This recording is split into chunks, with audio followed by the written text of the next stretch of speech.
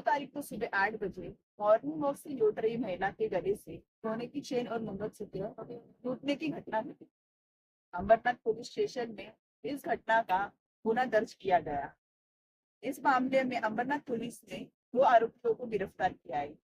इस मामले की पूरी जानकारी पत्रकार परिषद में पुलिस उपायुक्त सचिन गोरे इन्होंने दी। अंबरनाथ पश्चिम पोलीस स्टेशन अंतर्गतची ही घटना आहे।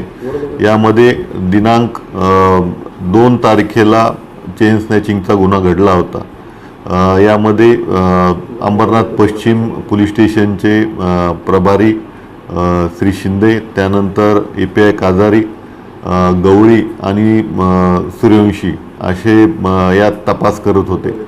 तांत्रिक विश्लेषण आणि गोपनीय सूत्रांच्या हवालेने त्यांनी 2 आरोपी जे आहेत त्यात निष्पन्न केलेले आहेत। त्यांना मान्य न्यायालयासमोर हजर केल्यानंतर 2 दिवसची पोलीस कस्टडी मिळाली होती। त्यात त्यांनी 2 गुन्हे केल्याचं कबुली दिलेली आहे। यात अंबरनाथ पश्चिम पोलीस स्टेशनचं एक चेन स्नॅचिंग आणि डोंबिवलीची ही चेन स्नॅचिंग असे जवळपास 15 ग्रॅम सोनं जे आहे त्यांनी ते आपण रिकवर केलेलं आहे।